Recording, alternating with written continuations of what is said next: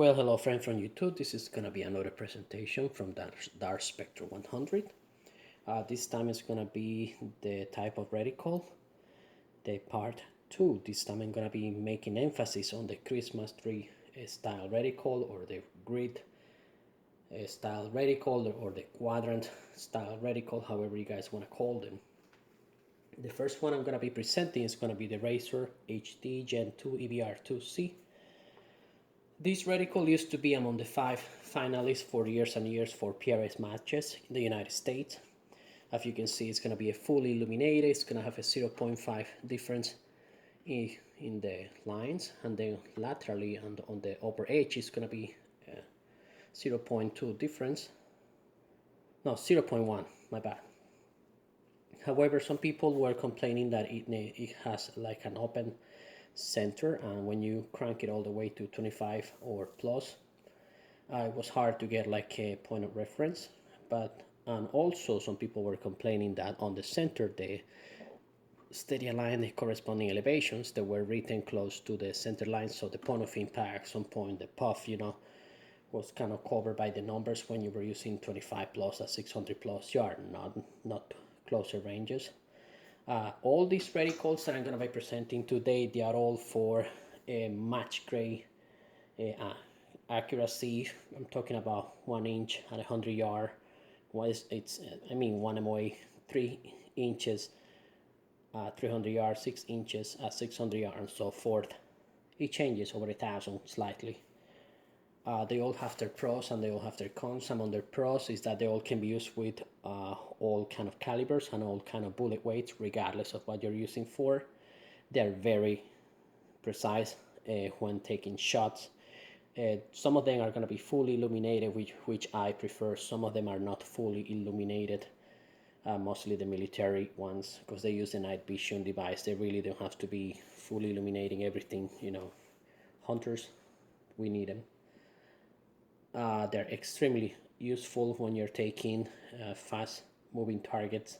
Once you learn how to use the holdover for moving targets or wind compensation, they're extremely useful. And some of them, they have the 0.1 mils for ranging capabilities. On situation where we wouldn't be wise to use a laser rangefinder, I'm talking about militaries, it will pinpoint your location. Some of the cons, that they will take more training. You're gonna have to play with the mil dot formula. I'm not really sure if I should be disclosing, but they are pretty much very widely disclosed all over the internet. The elevation numbers, as I stated before, on this one, they were in the center. The next one, they were all improved. And this have an open center. Some people don't like it. It's personal preference. The next one, which is the one I make an unboxing video, is the Razer Gen 2 EBR7C. This one was already improved. In the center, it's going to have the center dot for taking a point of aim when you are cranking it 25 plus. In the long range, the steady lines, indicator lines, will move all over the side, so your point of impact are going to be completely exposed. You're not going to be cover proof, so you can see everything. They have all the pros and cons of all the grid reticle, or Christmas tree reticle, or quadrant reticle. They're all about the same. This one is also fully illuminated. However, it differs from the previous one, that you're going to have a 0.2 divisions on the first section and then 0.1. The previous one was only 0.5. For some people, this is an improvement. For some people, they're happy with the EBR2C. I got this one, which is fully illuminated. The next one, I was browsing on the Primary Arms website, and this was one that called my attention, because even though it's very simple, it's also very functional. You have the bracketing system on the sides. If you put the torso size 40 inches, human size military plate, you can tell this one should be on the 400 yard. The holdovers, and you engage it and you got it. But you also have the precise milling capabilities, so you're gonna go for the 1 MOA accuracy, and then you know how to use it. This is called the Athena Reticle by Primary Arms. Outstanding. I like it. The next one, we're gonna be jumping on the Horus Reticle. Horus Reticle, it's like state-of-the-art military grade. This one was previously used by the snipers in the US. It was already replaced by the Horus tremors and their corresponding version. This is the Horus H59, which has all the like three phases: the upper, the center, and the middle. On the upper, you're gonna see like small millings. It will be 9, 8, 7, 5, and 0. When you put your target, you can bracket it, and you know the corresponding elevation. On the medium section, it's gonna have a 10 mils elevation, pretty much for 308, defining it using your corresponding 0. You know, they know how to use it. And then on the bottom, it's gonna have a third section for over 10 mils. This is gonna be mostly for fire support from or correcting or the magnum calibers, the 3-wing mag, 338, 50, etc. They all have their pros and their cons. Like all the previous one I explained, they were for pretty much all the same. They are excellent for fast ranging capability. Militaries, they better not use laser rangefinder in battlefield environment. They're just gonna pinpoint their position. They use a 0.0 mils. They have a 10 mils. That, you know, the three section I just mentioned. They are outstanding once you know how to use the holdover for moving targets and wind. However, their cons, in this case, is going to be partially illuminated. For hunter, I really need it fully illuminated, but militaries, they use their, you know, state-of-the-art toys, night visions. It takes more training, like all the ones previously explained. And this case, you are paying for Horus Reticle. This one is going to be the H59. You are paying premium price for Horus Reticle.